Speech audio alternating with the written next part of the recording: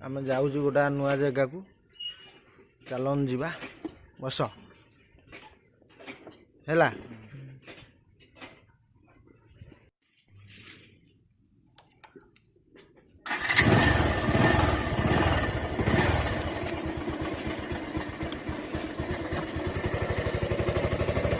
आमे बाहरिलु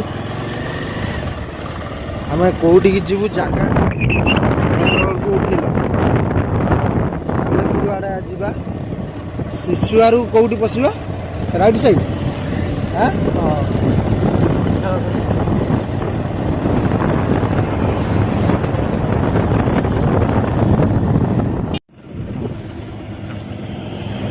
पेट्रोल पकई दवा टिके पेट्रोल गाड़ी रे कम अच्छी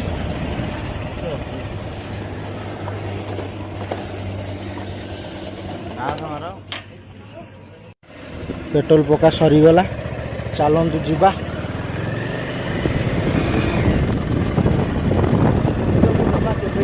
मु भी केबे जानी से जगह आज फास्ट टाइम जाऊँ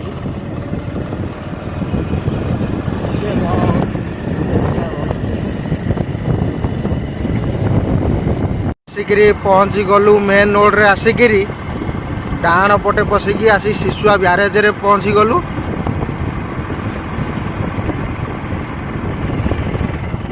शिशुआ ब्यारेज चढ़िलु पोलो चढ़िलु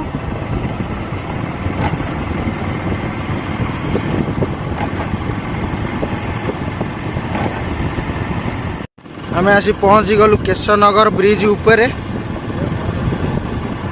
महानदी एटा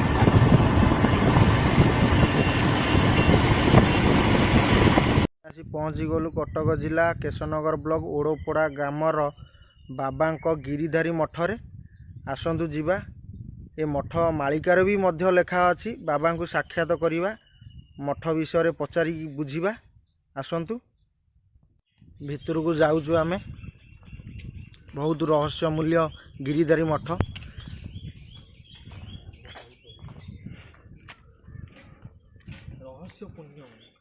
रहस्य पुण्य पा गिरिधारी मठ साधु सन्यासी माने भितर वास करचंती तांकर भी टिके मत नहीं जीवा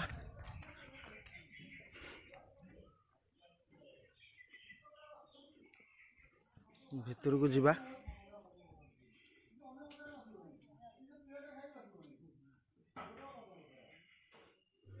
प्रभु को टिके मुंडिया मारिबा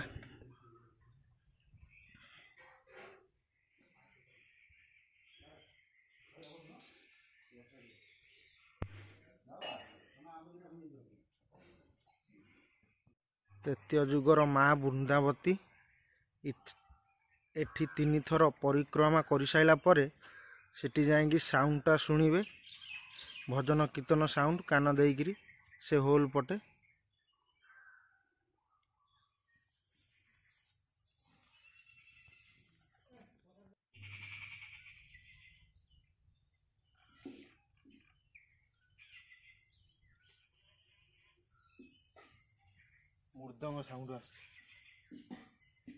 मृदंग साउंड बहुत रस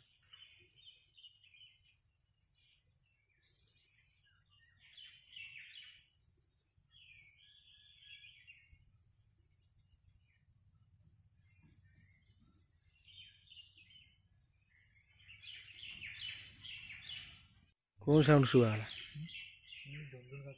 हाँ घंटी साउंड सुआ जाऊ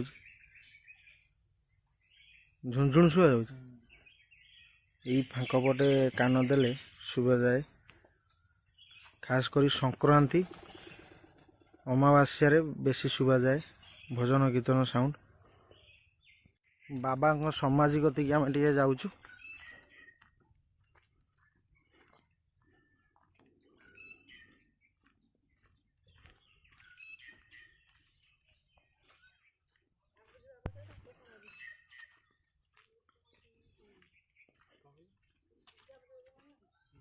बाबा का समाधि ये नहीं बाबा समाधि दिखाई यहाँ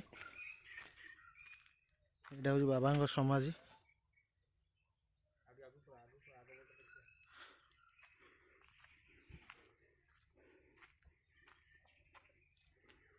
ବାବାଙ୍କ ପାଦ ଚିହ୍ନ।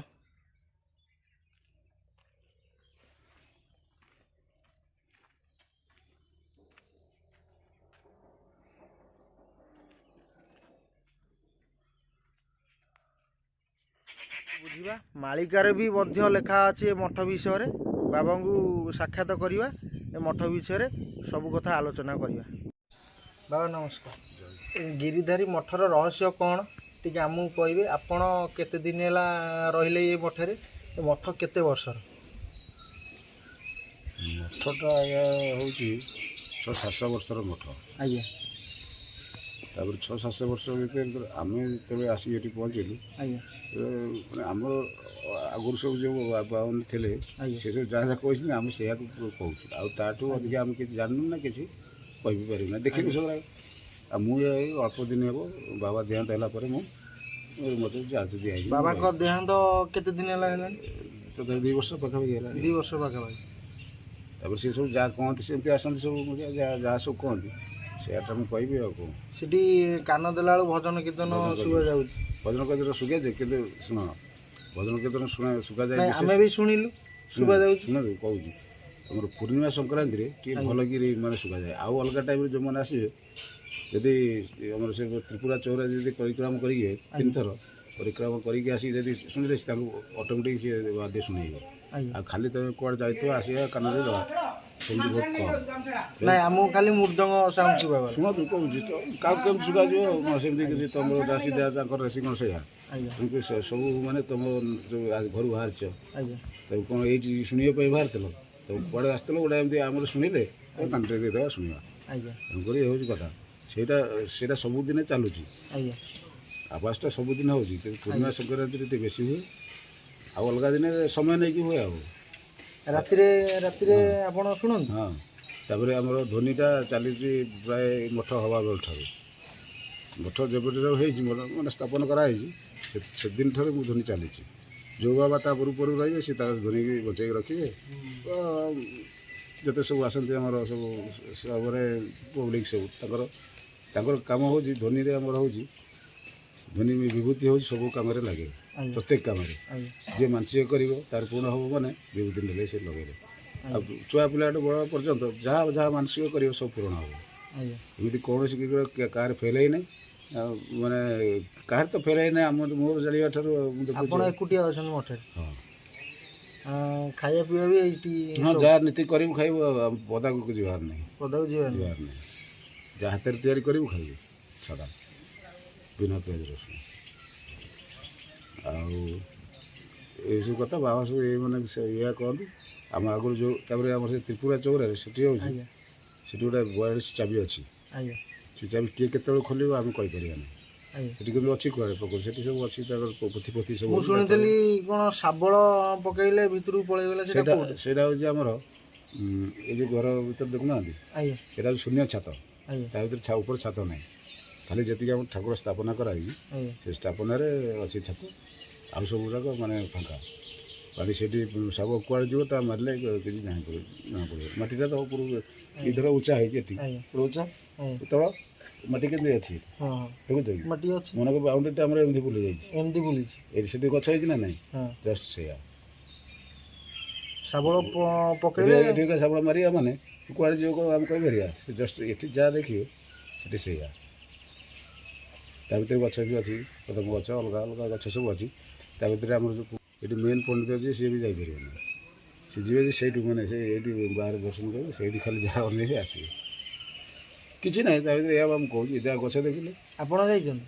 କହୁଛି ପୁରା ମୁଁ ଦର୍ଶନ ଗଛ, କଦମ ଗଛ। ତା କରେ ଆଗରୁ ଯେଉଁ ପୁରୁଣା ଗିର୍ଧାରୀ ଥିଲେ ଯେଉଁ ଦେହ ତା କରି ଯାଇଛନ୍ତି, ମାନେ ଶୂନ୍ୟ ହେଇଯାଇଛନ୍ତି, ତାଙ୍କ କୋଠ ପୂଜା ଚାଲିଛି ବର୍ତ୍ତମାନ। ସେ ଥିଲେ ସେ ତା ଭିତରେ କୁଆଡ଼େ ଶୂନ୍ୟ ହେଇଗଲେ ଯେ ଆଉ କିଏ ତାର କଥା ନାହିଁ, ଶୂନ୍ୟ ହେଇଗଲେ ବାବା। ସେ ଯାଇଛନ୍ତି ଆଉ ତାଙ୍କ କୋଠ ପୂଜା ଚାଲିଛି। ଆଉ କାରଣ ସେମାନେ ଆମର ଏଇଠି ସବୁ ଯେତେ ଅଞ୍ଚଳରେ ଅଛନ୍ତି ଲୋକ ସେମାନେ ସେମିତି ଗିର୍ଧାରୀ ଆସିଥିଲେ। ଆଉ ତାଙ୍କ କୋଠକୁ ପୂଜା ଚାଲିଛି, କୋଠ ଉପରେ ସବୁ ଆଜାକେ ତ ଚାଲିଛି ସେମିତି। ଆଉ ତାପରେ ଆମର 3ଟା ତାଙ୍କର ଅଛି ଫଙ୍କସନ୍। ଗୋଟେ ଯଜ୍ଞ, ଗୋଟେ ଅଷ୍ଟମପ୍ରହରୀ, ଆଉ ଗୋଟେ ହେଉଛି ଆମର ଯେଉଁ ଗିର୍ଧାରୀଙ୍କର ହେଉଛି ସେଇଟା ହେଉଛି କ'ଣ କହିଲେ, ଆମ ଦୀପାବଳିକୁ ଆସିକି ଧ୍ୱନି ଦର୍ଶନ କରିକି ଯିବା। ଆଜ୍ଞା। ବର୍ଷକ 12 ମାସେ ଧ୍ୱନି ଏଠି ଜଳେ। ଚାଲନ୍ତୁ ଦେଖିବା।